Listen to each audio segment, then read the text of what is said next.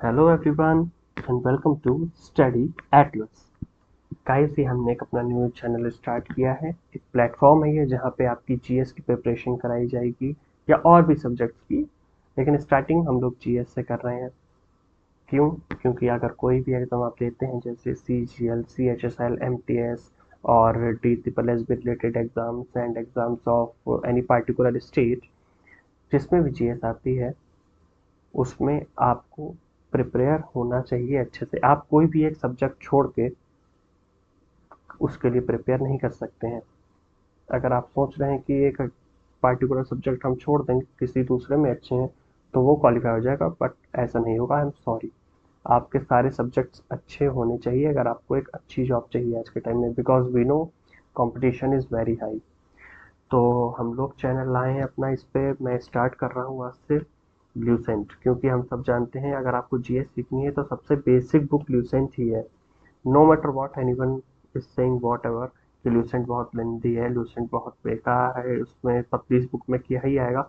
अगर आपका base weak है, अगर आपको कवर करना है अपना सिलेबस, तो आपको ल्यूसेंट कवर करनी पड़ेगी। And believe me on that कि बहुत सारे एग्जाम्स में डायरेक्ट आपसे ल्यूसेंट के फैक्ट्स पूछ लेते हैं। तो without further delay let's begin. सबसे पहले हम लोग जनरल इंट्रोडक्शन देखते हैं पॉलिटी का। तो पॉलिटी एक ग्रीक वर्ड पॉलिस से लिया गया है। पॉलिटी पॉलिटिक्स वर्ड से आया है, जो कि ग्रीक वर्ड पॉलिस से लिया गया है। एंड इस वर्ड पॉलिस का क्या मीनिंग होता है? City state. तो पॉलिस वर्ड ग्रीक वर्ड है जिसका मीनिंग होता है city state. It is the general form of political organisation in ancient Greece. Ancient Greece में पॉलिटिकल ऑर्गेनाइजेशन को जनरली हम लोग सिटी स्टेट कह देते थे। ठीक है, तो आपको ये समझ में आ गया होगा। उसके बाद मनु, अगर आपसे पूछे who was the first political thinker of India, तो आपको उसका आंसर क्या देना है? मनु। इंडिया के फर्स्ट पॉलिटिकल थिंकर कौन थे? मनु। और इन्होंने कौन सी बुक लिखी? Manusmriti. He is the author of Manusmriti.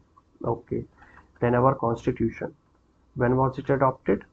26 November 1949 and it came into force from 26 Jan 1950। देखिए, ऐसा है कि जब हम लोग का कॉन्स्टिट्यूशन बन के तैयार हो गया 26 नवंबर 1949 पे, कॉन्स्टिट्यूएंट असेंबली में प्रेजेंट मेंबर्स ने इस पे साइन कर दिए। उसके बाद कुछ इसके प्रोविजन 26 नवंबर को ही लागू कर दिए गए थे, लेकिन कुछ बचे हुए जो थे वो 26 जनवरी को लागू किए गए। ये बात आप लोग याद रखिएगा। उसके बाद ओरिजिनल कॉन्स्टिट्यूशन जो था उसमें 22 पार्ट्स, 395 आर्टिकल्स एंड 8 शेड्यूल्स थे।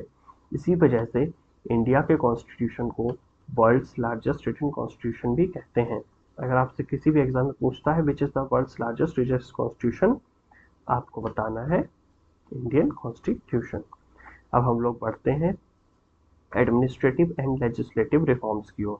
देखिए, हम लोग ये जानते हैं कि इंडिया को इंडिपेंडेंस से पहले ब्रिटिशर्स रूल करते थे, लेकिन उसमें भी अगर हम लोग थोड़ा डीप में जाते हैं तो हमें ये पता लगता है कि हम लोग पे रिवॉल्ट ऑफ 1857 से पहले British east India company rule करती थी, and after the revolt of 1857 हम लोग पे रूल किया है ब्रिटिश क्राउन ने। तो जो British east India company rule करती थी उसको रेगुलेट करने के लिए, उसको कीपिंग चेक करने के लिए कुछ एक्ट्स लाए थे ब्रिटिश क्राउन। हम वही एक एक करके पढ़ेंगे और आप यकीन करें इनसे डायरेक्ट क्वेश्चंस आपको मिल जाता है हर एग्जाम में। तो फर्स्ट एक्ट जो आया था वो था रेगुलेटिंग एक्ट ऑफ 1773। अब ये क्या था? देखिए, रेगुलेटिंग एक्ट ऑफ 1773 के थ्रू जो गवर्नर ऑफ बंगाल था उसको गवर्नर जनरल बना दिया गया। तो सबसे पहला काम क्या हुआ?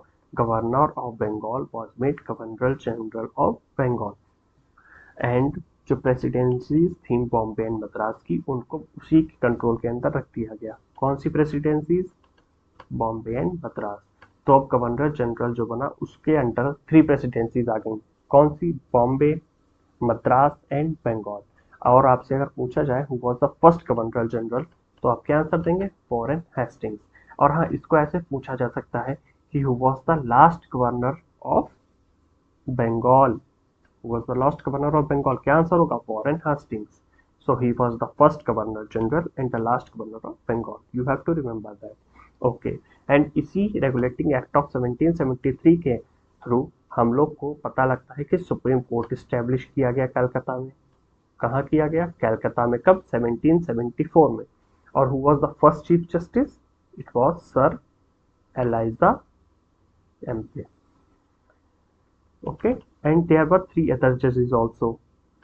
Who were they? It was Chambers, Lymanster, and Hyde. So you have to remember all these three names: Chambers, Lemaistre and Hyde. ठीक है, और इसी के साथ जो हम लोग गवर्नर जनरल बनाए गए, उनको हेल्प करने के लिए, उनको असिस्ट करने के लिए एक 4 मेंबर एग्जीक्यूटिव काउंसिल की स्टैब्लिशमेंट की गई. तो आपको regulating act of 1773 I hope समझ में आ गया होगा. अब हम लोग पढ़ते हैं रेगुलेटिंग एक्ट ऑफ 1784. इसको क्या कहते हैं? इसको पिट्स इंडिया एक्ट ऑफ 1784 भी कहते हैं. इसमें क्या किया गया देखिए, इसमें एक 6 मेंबर बोर्ड ऑफ कंट्रोल बना दिया गया और एक कोर्ट ऑफ डायरेक्टर्स बना दी गई, जिसमें ये जो बोर्ड ऑफ कंट्रोल था, इसका वर्क क्या था? ये पॉलिटिकल अफेयर्स को देखता था ब्रिटिश के. तो ये इंडिया में रह के ब्रिटिश गवर्नमेंट के लिए काम करता था और ये पॉलिटिकल अफेयर्स को देखता था सारे. और वहीं पे ये जो कोर्ट ऑफ डायरेक्टर्स था, ये कंपनी का था, ब्रिटिश ईस्ट इंडिया कंपनी का. इसका काम था trade and commerce related issues से डील करना. तो अब हमें क्या पता लग गया कि रेगुलेटिंग एक्ट ऑफ 1784 के थ्रू एक बोर्ड ऑफ कंट्रोल बना, एक कोर्ट ऑफ डायरेक्टर बना, जिसमें बोर्ड ऑफ कंट्रोल में 6 मेंबर्स थे. ये आपको याद रखना है, it was 6 member committee.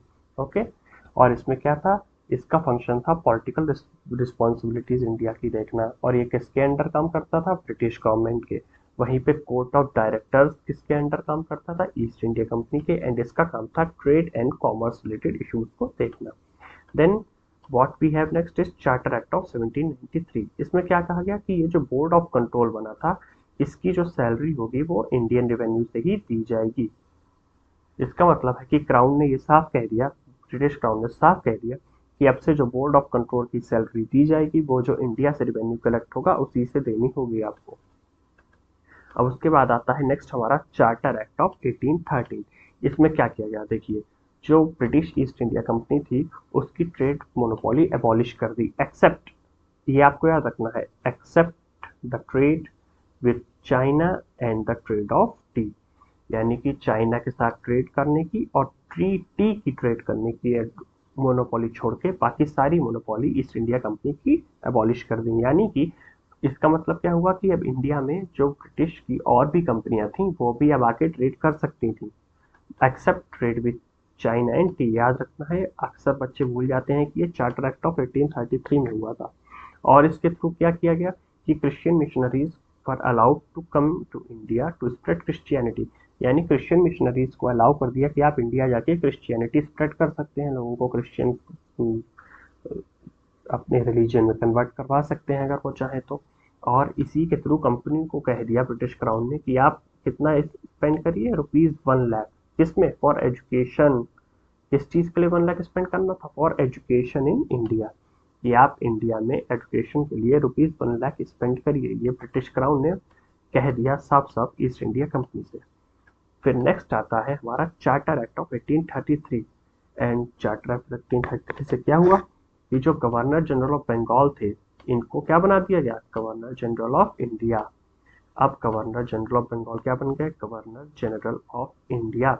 And who was the first governor general of India? It was Lord William Bentinck.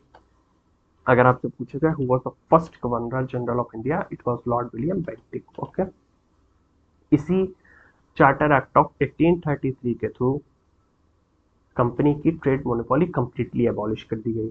यानी कि जो पहले trade of T and China छोड़ी गई थी कि आप उनके साथ कर सकते हैं, उसके लिए आपको मोनोपोली है, अब वो भी कैंसिल कर दी गई, वो भी हटा दी गई. यानी कि अब जो और ब्रिटिश कंपनीज थी, वो भी टी और चाइना की ट्रेड कर सकती थी. इसी के अंदर क्या हुआ कि फर्स्ट लॉ कमीशन इस्टेब्लिश की गई इंडिया में, फर्स्ट लॉ कमीशन. और हम लोग से अगर पूछा जाए फर्स्ट लॉ चेयरमैन कौन बने लॉ कमीशन के, तो आपको आंसर देना है Lord Macaulay. Who was the first chairman of this law commission? It was Lord Macaulay. अब देखिए, लॉर्ड मैकॉले जो थे, ये तो गवर्नर जनरल जो थे उनकी काउंसिल में रहे होंगे, तो उसकी जगह इनकी प्लेस किसने ली? उसकी जगह इनकी प्लेस ले ली सर जेम्स स्टीफन ने. He was appointed as a law member in place of Macaulay. Okay, इसी के थ्रू स्लेवरी सिस्टम जो था उसको इलीगल डिक्लेयर कर दिया और लेटर इट वाज एबॉलिश्ड इन 1843। 1843 में स्लेवरी सिस्टम को लेटर इलीगल डिक्लेयर करके एबॉलिश कर दिया गया। अब आता है नेक्स्ट हमारा चार्टर एक्ट ऑफ 1853। इसमें क्या किया गया? इसमें कुछ लेजिस्लेटिव एंड एग्जीक्यूटिव फंक्शन थे जो गवर्नर जनरल काउंसिल के, उनको अलग कर दिया गया। यानी कि अब लेजिस्लेटिव फंक्शंस के लिए अलग एंड एग्जीक्यूटिव फंक्शंस के लिए अलग। और क्या कहा गया कि कंपनी के जो एम्प्लॉयज़ होंगे वो अब एक कॉम्पिटिटिव एग्जाम के थ्रू रिक्रूट किए जाएंगे। यानी ऐसे नहीं आप किसी को भी उठा के ले आए, आप उसमें क्या कह सकते हैं कि आप उसमें अपना फेवरेटिज्म दिखा रहे हैं कि मैं इसको ही लाऊंगा, ऐसा नहीं। अब आपको एक उसके लिए कॉम्पिटिटिव एग्जाम क्वालिफाई करना पड़ेगा, तभी आप उसमें वर्क कर सकते हैं। And this was the last charter act. आपको याद रखना है चार्टर एक्ट ऑफ 1853 जो था ये क्या था? Last charter act. क्यों? क्योंकि इसके बाद यहाँ पे हम लोग को देखने मिलता है रिवॉल्ट ऑफ 1857। यहाँ पे रिवॉल्ट हो गया 1857 का, जिसके बाद क्राउन ने इंडिया का रूल अपने हाथों में डायरेक्ट ले लिया। अभी तक इंडिया उसको गवर्न कर रहा था crown through various acts and regulating acts, लेकिन अब नहीं। अब इंडिया ने कह दिया, अब ब्रिटिश क्राउन ने कह दिया कि हम इंडिया को डायरेक्ट रूल करेंगे, क्योंकि उन्हें लगा कि अब कंपनी के हाथ से मैटर निकल चुका है, अब कंपनी भैया नहीं कंट्रोल कर पाएगी इंडिया को। सो अब हम लोग क्राउन रूल जो है आफ्टर 1857 ये हम लोग स्टार्ट करेंगे नेक्स्ट वीडियो में। आपको अगर अच्छी लगी हो हमारी वीडियो पीडीएफ तो प्लीज़ सब्सक्राइब करें एंड शेयर करें। थैंक्स अ लॉट और प्लीज़ सपोर्ट करिएगा अपना।